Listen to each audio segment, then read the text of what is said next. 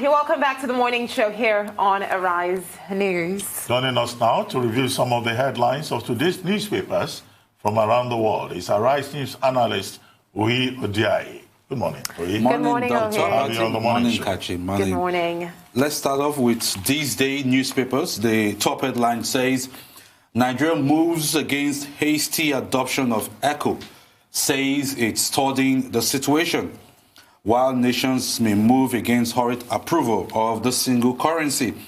According to the report by this day, quoting a reliable source in the presidency, that the government was not impressed with the approach of countries in the sub-region that already adopted the ECO, even when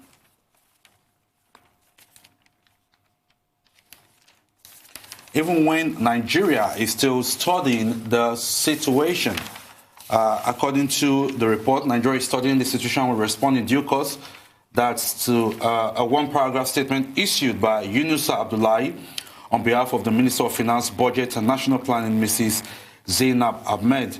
According to that report, for the ECO to be implemented, 10 convergence criteria were set out by the West African Monetary Institute. They were divided into 4 primary and 6 secondary criteria. And, Doctor, this has not been met, and one wonder why the hurry to adopt. Well, I mean, we discussed it earlier. Earlier on the news segment. And the point was made that, look, there's a difference between CFA reform and, having a West African monetary union. Yeah. While convergence may be a good idea, in the light of the move for integration being promoted by the African Union and also at the level of the regional blocs, it is important that each country, even within that umbrella, under that umbrella, protects its own sovereign interest. Yes. And I said earlier that, look, I'm all for Nigeria protecting its own sovereign interest, because Nigeria's position is that, look, this is just CFA being renamed ECO, and the ECO will be pegged to the euro.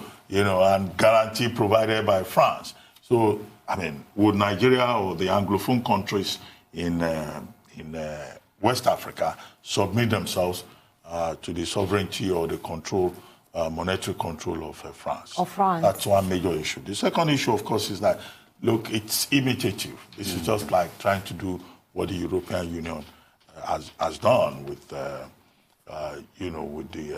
with the monetary system in Europe. And then third, of course, is the point raised about the conditionalities, or what is called the convergence criteria. Out of the 8 Francophone countries that have, voted for it, only Togo has met the criteria. And then there's no guarantee that, these criteria will be sustained, will be uniform on a sustainable basis. How do you guarantee that, inflation rate will be single digit among all the countries that will embrace the euro? How do you guarantee that at all times there will be foreign exchange stability? How do you guarantee that the wage bill among all the countries will be uniform? So I think it's perfectly in order for Nigeria to say we will study the situation, we will be cautious. Even Ghana, that says we will do whatever it takes. Even Ghana has raised questions, about the overbearing involvement of France in the entire arrangement. But if you ask me, I think I like the Naira. Me too, honestly speaking. As long as they can make the Naira strong. They can, exactly. And you mentioned the point of colonizing Africa. Exactly. Yeah. I'm not okay with this at all. I think for this one, I'm in full support of what the government is doing, taking its time to think about this, because we're looking at the Nigerian economy, for example, in as much as we have a lot of issues that we need to deal with. But for a very long time, we've maintained, certain titles. You look at the titles of Giant of Africa, largest economy in Africa. Yes, the Naira has a lot of growth to do, but I'm thinking if we now decide to adopt this, first of all, we're not even colonized by the French. So this is going to be, first of all, a type of reorientation. Secondly, what happens to the Naira, the dollar to the Naira value? What's going to happen? Is it going to be the same? Are we going to have to keep it uniform throughout all of these countries? Because as it is right now, we have different rates. The Naira... No, you still have your Naira. Yeah. But it's just that there will also be the ECO. And those which who are will be used in supporting the region will say that, it will facilitate trade, it will promote integration, and all of that. But, you know, in terms of the convergence criteria that the West African Monetary Institute came up with, if you break down the criteria, both the primary ones and the secondary ones, you know, it will be very difficult to have the kind of equilibrium that is, you know, projected by those criteria. I mean, but let's also look at the bigger picture, Doctor. Some have said it's as a result of the lack of robust leadership in Africa. When we're seeing Western countries exploiting this cracks about this vacuum, this lacuna about a robust leadership in Africa. For instance, this was announced when the French president came to visit. But West Africa has different countries. That's geopolitics. Yeah, exactly. You have a world that has become competitive. If any country or any bloc in the world can take advantage of you, they will take advantage of you. Exactly, and we've seen this happen time and time again. If you look at Africa, you know, what do we say all the time? The leadership crisis, you know, the diversity across the continent. There's no uniformity. It's the Europeans, the Asians who talk about Africa as if there is uniformity. It's far more diverse. And where there are opportunities to take advantage, either in Central Africa or Southern Africa, every country will defend its own best interests, its sovereign interests. We just need to put more on that in, you know, in Nigeria, instead of acting like a Father Christmas all over the place. True. Let's move on to yet another top story in this day newspaper. The top corner says, Malami accuses Falana of mischief over Dasuki's release. The Attorney General of the Federation, Minister of Justice, Abubakar Malami, has accused human rights lawyer Femi Falana of concocting constitutional provisions for mischief in the matter relating to the release of Dasuki and Omoyele Sowore. Of course, Falana, while responding to an earlier claim by the minister, the release of the two, said they were released on compassionate grounds. He said that Falana said that only the president and state governors could exercise the prerogative of mercy or release any convicted person on compassionate grounds. And Malami is giving that clarification that even the Attorney General is vested with the constitutional right of appeal in criminal prosecution, that he has the right to extend rulings on bail and right to seek very terms of bail, among other things. In any circumstances where this right is waived by the prosecution, it can only be valid reasons, including compassion, after all connected issues have been duly considered. Well, Doctor, you are the learned one, yes. I don't know. I mean, Falana is a senior advocate of Nigeria. Malami is a senior advocate of Nigeria. So I don't know whether Abubakar Malami is in a position, even if he's Attorney General of the Federation, to question Femi Falana's knowledge of the law, because he says Femi Falana is concocting sections of the Constitution, to use your word. To use his words. How does somebody, it was quoted by this how does somebody concoct provisions of the Constitution? Because the Constitution is the basic law. Its provisions are clear. You may disagree at the level of interpretation. But I think that the overriding point that Femi Falana SAN has been making is the need to respect the rule of law. And he has said that repeatedly. And I'm sure that Abubakar Malami SAN himself will not say that the rule of law should not prevail. In fact, in his last statement, you know, ensuring the release of Colonel Dasuki retired and Omoyele Sowore, he was talking about respect for the independence of the judiciary and also for the rule of law. So that argument between them, I think, is completely a piece of distraction. You know, he cannot constitute himself into a court of law to be determining whether Femi Falana or SAN knows the law or not. True. And it's also interesting to note that he's saying this is, there is no such thing as 32 subsection 6 of the Constitution. 32 actually stops at subsection 2. So I feel he probably said this because he understood that there's no section of this, there's nothing like this in the Constitution. So he was trying to highlight that mistake, and I'm guessing maybe it could have been a foresight on his part. Is it quoting Femi Falana or SAN correctly? That's another question. Could it have been an error on the part of the reporter? Exactly. Who reported the news? Was it there when Femi Falana quoted the relevant portion of the Constitution? This grandstanding, it's of no use, you know, to us. What is important to us as Nigerians is that, you know, institutions must function properly. The judiciary must be respected. fundamental human rights must be respected. Exactly. This schoolboy argument is completely beside the point. True. On that note, let's move on to The Punch. The top headline of The Punch paper says, governors want Buhari to suspend troop withdrawal. Don't withdraw soldiers now. Autumn begs FG. Withdraw premature, says Ishaku. That's another governor. We want reinforcement in Northeast, according to Fintry, and then we'll still need troops in Zamfara. According to the report in The Punch newspaper, the military will pull out from ongoing internal security operations in various parts of the country. Beginning from the first quarter of 2020, this decision was taken during a Security Council meeting presided by President Buhari at the Presidential Villa in Abuja on Monday. And the governors are appealing that this should not be done. But note that the Security Council clarified that the military would first conduct a threat assessment to determine the specific areas where the troops withdrawal would cover. You know, yesterday we had Mr. Ono Okoma in the studio, the security... Ona Okomo, sorry about that. We had him in the studio yesterday, and, you know, he spoke about some of these issues, and I think this is the one thing he said we should not do to, you know, alleviate the security concerns that we have in the country. Withdraw. As a matter of fact, he even emphasized the fact that we need more troops in those areas. So this is just like the opposite of what he said we should do. So this is certainly not a good idea. But Dr. Ideally, it's the police force that have the responsibility for internal security. Yes, you made the point also yesterday of getting an army personnel to go get robbers in Abuja. Yes. Yeah. Anyway, I mean, what the law says, both the Armed Forces Act and I think Section 218 of the 1999 Constitution, is that the military can be brought in to assist with civilian operations, right? You know, in times of crisis or emergency. But it's not supposed to be a permanent involvement. Yeah. You know, the commander-in-chief of the armed forces can deploy the troops and say, we have an emergency in so place, go and get involved. As we had in the Niger Delta, where, you know, internal security became a matter of Nigeria's survival in the Niger Delta. Now, but what we have seen is that increasingly the military, the armed forces, get more involved, more entrenched, more permanently stationed in civilian operations.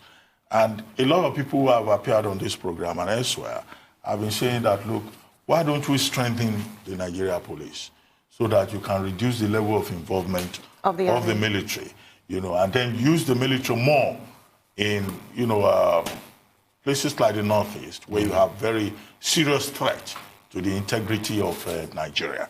So I think it makes sense for the security chiefs to say that they will do an assessment of the threat level. Yeah. Maybe some soldiers are being used to do a stop and search, you know, in some parts of the country. I mean, the police should be allowed to do that. Those soldiers can be withdrawn. But if the state governors are also at the same time saying, please do not withdraw. Yeah. The state governors are the ones involved, like Zulu in Borno State, saying that, look, we have very serious threat in Borno State. Some of those governors may be well-meaning. They may have information. So it's for the service chiefs and the governors that are called in name chief security officers in their states to share information, to share ideas. But definitely, the civilianization of the armed forces of Nigeria cannot be in the long-term interest of Nigeria. And we would like to see a more modern, more professional army that, you know, is more committed, focused on its mandate, rather than soldiers who will be carrying bags or you know, big VIPs' wives, or will be engaged in unnecessary civilian activities. So anyway, let's take a short break. Yeah. We'll continue when we return.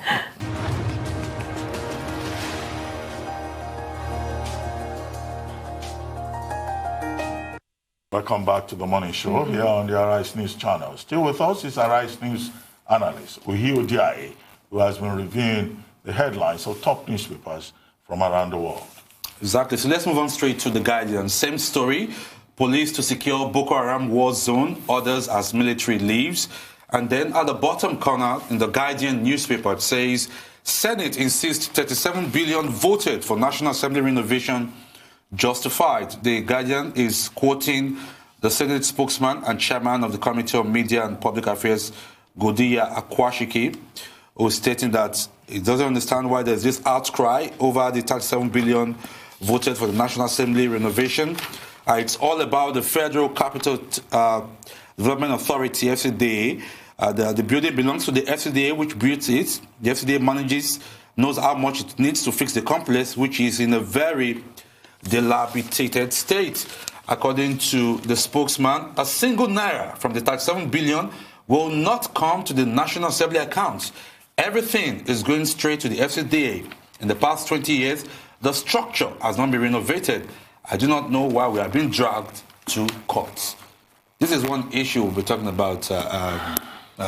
Dr. Kachi also have strong views about it. But I think there's an angle also that the Senate spokesman is bringing here. That it's the FCDA that is in charge of this building. They offered the quotation, it was approved, and every part of that money will be going to the FCDA. And the fact that for the last 20 years, the structure has not been renovated. It's this, look, it's not... let's understand what people's grievances are with this issue. People are not against the renovation. It's just the priority, the misplaced priority that people are crying out about. If for a very long time we have been complaining about certain issues, we've been complaining about, I mean, let's take a trip to the hospitals, for example, the national hospitals that we have around, just not just Lagos, around Nigeria. And let's see how the state of some of this, specifically in the FCT, one of the national hospitals, Gariki Hospital, we can't even begin to count how many mishaps they've happened based on many structural reasons, based on many infrastructural issues, how many cases they cannot handle. So people are complaining about the lack of priority. Is fixing a building more important than securing the lives of people, securing the shelter of people? That is why there is an outcry. We're not saying they shouldn't renovate the building. We're just saying, okay, fine. If there's a budget for this, they would also like to know how quick and how fast we are going to get a budget for these other things as well, else this is not a priority. I think that's just what people are clamoring for. Dr. Batu, you disagree? I think, as I pointed out yesterday, the issue is also the fact that the people have lost confidence in their representatives in the National Assembly. They do not trust them, that they mean well. And in this particular matter, people have refused to look at the facts. I'd expressed the view that, look, if the National Assembly needs to be renovated, then, of course, it should be renovated. It's public property. It's not a constituency project that any lawmaker can say that he wants to oversee, and they're not going to take it away. But as Kachi pointed out, there's also the concern about priority. Should that be such an important thing? And why is it 37 billion? 37 billion looks like a lot of money to Nigerians. But I also pointed out that when you do a budget, there is a line-by-line breakdown. And Akwashiki, the spokesperson of the Senate, is right. These projects within the Federal Capital Territory are executed by the Federal Capital Development Authority. Even if it's a building inside the villa, it's the FCDA that will supervise it. So we don't have access to the breakdown, to that line-by-line breakdown, or if you like, the quantity survey bill and all of that. So it's very difficult to just speak in a vacuum. But the problem of perception is the biggest problem. Many Nigerians will say, look, even if that building should collapse, let it collapse. No, but it's the truth. And you'll be surprised, many Nigerians will jubilate. They will. There will be, trust me, there are more Nigerians. The people are really upset about this. Because it's like, wow, so we want to build something. Meanwhile, people are really dying. But some people will say, look, those lawmakers, if they like, provide tents, let them sit in the tent. Because I think if you're really here to serve. It's this alienation between the leadership class and the citizens. Yeah. True.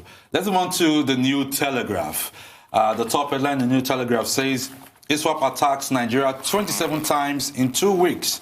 Boko Haram terrorists raised church, school in Borno. According to the report in the New Telegraph, the federal government has confirmed that members of the Islamic State West Africa Province, ISWAP, an affiliate of Boko Haram, in the last 2 weeks attacked Nigerian communities 27 times.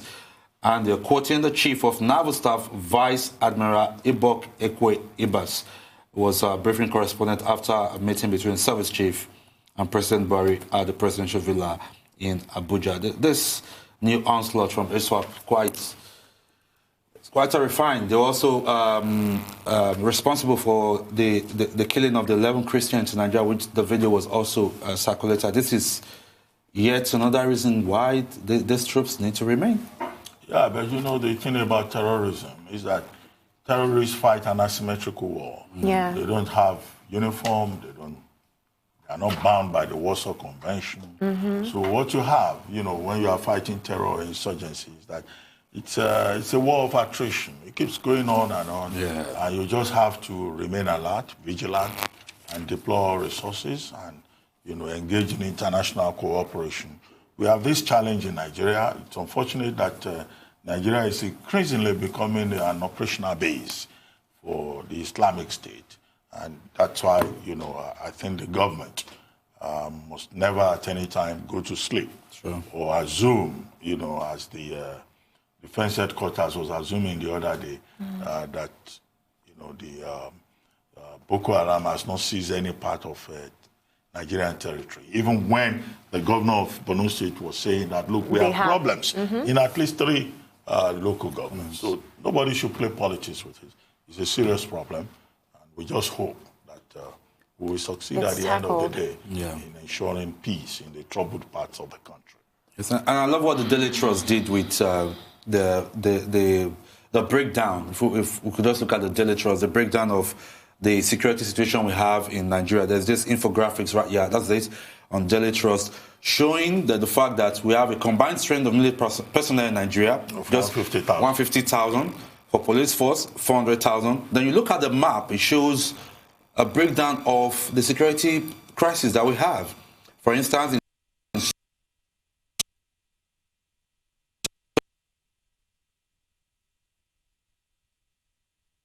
Borno, Adamawa, Taraba, northeast, you have Boko Haram insurgency. Since 2000, the military have been fully involved in fighting this crisis. You move on to communal clashes and banditry in Plateau, Nasarawa, and Benue State. Kidnapping cultism here in the southwest, Osun, Ogun. The militancy oil theft cultism in Delta, Bayelsa. I think this infographics really goes to show the security crisis that we're battling with. Yes, I mean, I don't know why the Naval chief is saying Nigeria is not at war. The way it is, we're clearly at war in the northeastern part of the country. And the people themselves, you know, who are dealing with banditry or kidnapping or crisis in the Niger Delta, believe that, you know, Nigeria is under siege from, you know, a cocktail of afflictions. But by the way, you know, yesterday, Dr. Onai Komo pointed out that we have just 150,000 soldiers. I think we need more soldiers. How about you here enlisted to help defend the sovereignty of Nigeria? Why are you laughing? No, but it is the truth. He did mention that we have a very nice choice. We also have female soldiers too. I have no problem with that. I think that is something. I maybe not literally, but it's something that if it gets to the point where people need to volunteer, I actually wanted to be part of the army at some point in time. It's something that I thought about, but you know, it was overtaken by events. Regardless, no, you can go back. No. I think I love what I do now. You know, that was, I mean, it sounds like a joke. I mean, we all have a collective responsibility to ensure that Nigeria is safe from any kind of threat.